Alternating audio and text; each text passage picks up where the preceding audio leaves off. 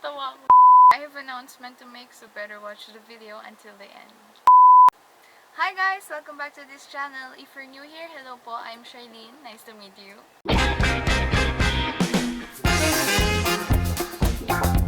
So, dahil magpapasok ka na naman, I am going to share to you guys my everyday Kikay Kit for students. Mga ginagamit ko everyday or every time na gusto kong mag-makeup or maging presentable man lang pagpapasok ng school kasi minsan hindi ako nag-makeup sa school or pumapasok ako ng bare face. I mean, moisturizer, sunblock, ganyan lang yung peg ko. But kapag gusto ko ng presentable, mukhang presentable na naman ako pagpasok sa school, ito yung mga ginagamit ko or laman ng Kikay Kit ko or itong Kikay Kit ko makeup bag or kahit anong tawag yun dyan, dala ko siya lagi sa school. Actually, recently lang talaga ako nag-Kikay Kit kasi nga, I mean, siguro itong third year college lang ako nag-Kikay Kit, yung nagbawa ng Kikay Kit kasi hindi ako nag-makeup kasi sa school. I don't wear makeup sa school kasi parang ang init-init sa eskwelahan ko and mahuhulas lang siya. Tsaka hindi ako masyadong palaayos sa school kasi kaya sabi ko anong sense na magdala ng makeup kit. So, but since ito lang, parang umarte ako, charot. Nagdala na ako ng Kikay Kit. Medyo mabigat siya sa bag kasi yung bag ko parang cabinet na yung laman nun. Kaya mabigat and then dinagdagan ko pa siya ng Kikay Kit kasi maraming laman yung Kikay Kit ko, but as much as possible ngayon, binawasan ko siya kung ano lang talaga yung usual na ginagamit ko, yun lang. So, ayun na nga, alam ko nung ayun na ng chika. So, nag-start na tayo. So, itong video na to, parang I'm giving you my recommendations. Recommendation sa inyo, guys. Ito yung marirecommend kong products sa inyo na pwede nyo gamitin for everyday. Pwede rin siya sa teens, lalo yung papasok ng senior high or ng college, ganyan. Kasi very everyday look lang, hindi siya pakak na mga products. Kasi nga, yun nga, sabi ko kanina, hindi naman ako masyadong nagme-makeup sa school. So, super pang light or natural looking lang yung mga laman or mga i-recommend ko sa inyong product. So, perfect siya for teens, ganyan, na mag-start pa lang sa makeup, ganyan. So, ito yung bag ko. Ayun yung bag ko. So, actually, medyo malaki siya. Saan ko ba ito binili? Nakalimutan ko na. Sa 168 ata, I don't know. Pero nakalimutan ko na yung stall doon. Basta doon, nakalimutan ko na. I'm so sorry, but ito, so super cute siya. Mint green siya. Tapos mayroong ganyan. Merong, ano ba to? Basta yun na. Yun natin yun. Tapos, ayun yung sa likod. So, ayan. Tapos, and yung sa loob, ito yung mga ginagamit ko. Actually, may mga iba kong bagong gamit dito eh. Kasi nga, gusto ko this pasukan. Kukunti na lang yung dadalhin kong makeup kasi medyo mabigat siya. Kasi nung last time, madami akong dala-dala 3 pang kilay, lipstick, lip tint, ganyan. Ang dami kong naman sa makeup bag. But today, or for this incoming pasukan, gusto ko mas konti na siya. Siguro nga hahanap ako ng mas maliit na lang na bag para konti lang talaga yung may ilalagay ko. Kasi pag alam ko may space, parang sige, lagay ganyan. So, ano ba? Chika na naman. Chika Dora. Wait lang, so ito na, let's start na.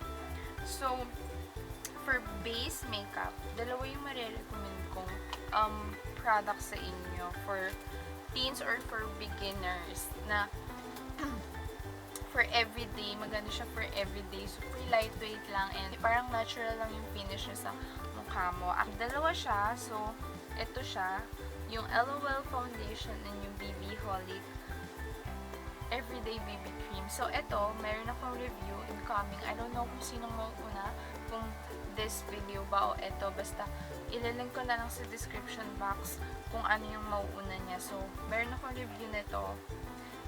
Ito, super perfect for teens talaga. Kasi LOL naman is for teens din eh. Parang yung Caroline, for teens sila. So, LOL is for teens din. Pero, maganda rin naman siya kahit hindi teens kasi super perfect siya for everyday. Kasi even, eto, yung BB Holic. Actually, I'm wearing the BB Holic, itong beige.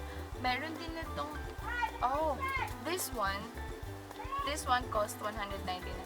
Oo nga pala, the product that I will going to mention for today, lahat sila under 200 lang. So, very affordable talaga and budget friendly. Student budget friendly siya. So, ayun, ito 199. Tapos ito, yung BB Holic 179. And then, meron siyang sachet na available, yung BB Holic ng Arvite. So, ito yun. 24.50 yung price niya. So, ayun yung base. Yun yung base na marirecommend ko sa inyo guys. Na maganda for everyday. Next is powder. Actually, recently ko lang to na discover kasi ang hirap niyang hagilapin. Actually, lagi kasi siyang out of stock sa Bench. Itong Bench Daily Spell Magic Powder, yung yellow. Kasi nga, yellow undertone siya, so perfect siya. Super hindi ka mag-oily. Ako nung ginamit ko siya, hindi nabawasan yung oiliness ko sa face nung ginamit ko siya. Kasi minsan, pag mayroon akong suot na base makeup, pagpapawisan ako agad, but kapag yun yung gamit kong setting powder, nalilesen niya yung oiliness ng mukha ko. So, sobrang ganda nito. Kaya lang, yun nga, medyo mahirap na siya ngayon hanapin or hagilapin. Ito yung marirecommend ko. Dati yung ginagamit ko is Johnson's Baby Powder lang. Kasi pwede naman yun. Nasiset naman yung BB cream or yung ito, yung BB Holic sa mukha ko. But medyo nag-oil up. Medyo mabilis lang ako mag-oil up. So, ito, nung na-experience ko siya, best. Naging matang aking fest ng matagal na matagal. So, ayan. Next is pangkilay. I have dalawang recommendation for pangkilay. Yung isa na feature ko na siya dun sa affordable back to school makeup ko. Yun. Ito yun yung Easy Brow Pencil. At talaga pinaka-favorite ko na pangkilay ever, as in bongga-bongga. Kasi super natural lang yung look niya sa akin. So, ito yung itsura niya, yung pink. Ayan, maliit na siya, konti na lang siya. Super tinitipid ko kasi nahirapan din ako humanap nito ulit kasi nawawala siya ng stock. Ewan ko ba? Ganda na rin to kasi meron na siyang kasamang brush. Hindi siya yung usual na spoolie pero super effective. Effective pa rin niya kahit yung ganyan lang yung pangganto niya sa kilay. So, ayun. Oh, ito nga pala yung Magic Spell. Ang price niya is 21.50. Ano, mabalik tayo sa pangkilay. Ito, ano ba to? 148 pesos. Yun ata yung price nito. Basta, ganyan, 148 or 150. Basta hindi siya lalagpas ng 200. So, ito yung, ayan, I got in the shade gray. Pero yung suot ko ngayon, hindi yan. Hindi yan yung suot ko kasi may lumalaban sa kanya. Meron akong bagong favorite as of the moment. Ito yung detail makeover na eyebrow pencil. So, kung meron akong international or favorite na pangkilay, ito yon yung sa Etudes. But dito sa local, ito para sa akin yung pinakamaganda sa local na pangkilay natin dito sa Pilipinas. So, ito yon, ito yung suot ko ngayon ba? Sobrang natural lang niya. Best. Ganda best. Pak na pak. And so, napabili kami ng kapatid ko nito. I think it's worth it naman for its price. 119 pesos. And meron ako naka-line up na video din nito. Ginawan ko siya ng first impression noon. Paabangan nyo yan. Ewan ko kung sinong mauna sa kanila kasi na video, nandun na siya naka-line up na siya sa edit ko na videos. Ayun yung mga recommendation kong pangkilay for you guys. So, next is etong mascara. So, ito yung actually, buong Pilipinas ata, lahat ng lahat ng love yung makeup, hyper curl, best. Maganda tong si Hypercurl. Lahat ng makikita mo YouTuber dito sa Pilipinas or kahit sa iba, number 1 tong Hypercurl na mascara. Yung favorite ko kasi is yung falsies, pero mahal siya, so napilitan ako i-try ito. And best, hindi ako nagsisi, as in, sobrang ganda niya, and sobrang mura rin, 199. And if may sale yung Maybelline, makukuha mo siya ng 149 pesos. O, diba? Sobrang sulit. So, guys, try nyo to, as in, bonggang-bongga. Kung magsisimula kayo and gusto nyo ng mascara, ito bilhin nyo, intay nyo yung sale ng Maybelline 149. Even kahit hindi siya nakasale, diba? Super affordable pa rin yung 199 pesos. So, ayan. At yun lang yung marirecommend ko. Kasi meron akong isa, pero hindi siya locally available. So, as much as possible, din gusto ko locally available yung itong video natin. So, sabi ko ba yun nung una? Basta yun. Second to the last product na marirecommend ko is lip tint. So, dual purpose is na pwede siya sa cheeks and sa lips, and super lightweight lang. So, kaya ito yung lip tint yung ginagamit ko, and karamihan naman talaga lip tint yung ginagamit ngayon for everyday. So, tatlo yung marirecommend kong lip tint na sa inyo, guys. Una is yung LC Cosmetics na Lip and Cheek Water Stain. Guys, ito, sobrang pigmented niya, tingnan nyo. Pero, yun nga, water stain siya, so super watery, pero sobrang pigmented niya, as in, o diba, one swipe lang, tapos matagal na siyang mawawala, as in, so, super long lasting sa lips ko. So, ililink ko, guys, kung saan ko yan nabili, and check nyo yun, guys. Meron silang ibang shades din, pero ito yung sa akin, gold, perfect for everyday, and sobrang bango din. May watermelon, or strawberry pala. Strawberry. So, ayan. Ako, hindi ko siya nilalagay dito kasi sobrang pigmented niya. So, sa lips ko lang siya nilalagay. So, next is itong The Random Shop na ano ba to? Lip and Cheek Stain. Yeah. Lip and Cheek Stain in Scarlet. Medyo, ano naman to, gel, on the gel type lang. So, medyo darker ito. Ito yung pinaka-dark tint na meron ako, and kahit dark siya, pag mag-iiwan siya ng stain sa lips mo, very natural din.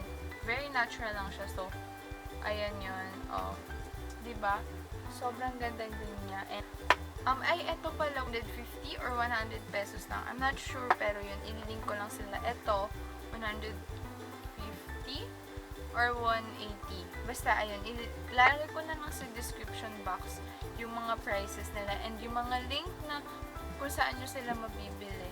So, ito naman yung isa. Ito yung pinaka-favorite ko. Yung Skin Genie Tulip Red. So, ito yon. Super light lang niya, pero nagtatagal naman siya sa lips mo, and parang natural lang yung effect niya sa akin. Look, ayun yung suot ko ngayon, and then yung cheeks ko.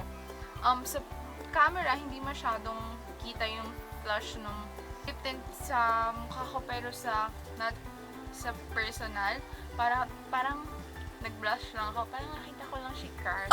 Parang ganon. So, ito talaga yung sa cheeks ko nilalagay. As in, very natural lang talaga siya. So, ayan. Yun yung tatlong brands na sobrang nagustuhan kong tint. And even yung, ano pala, yung Everbilena na gel.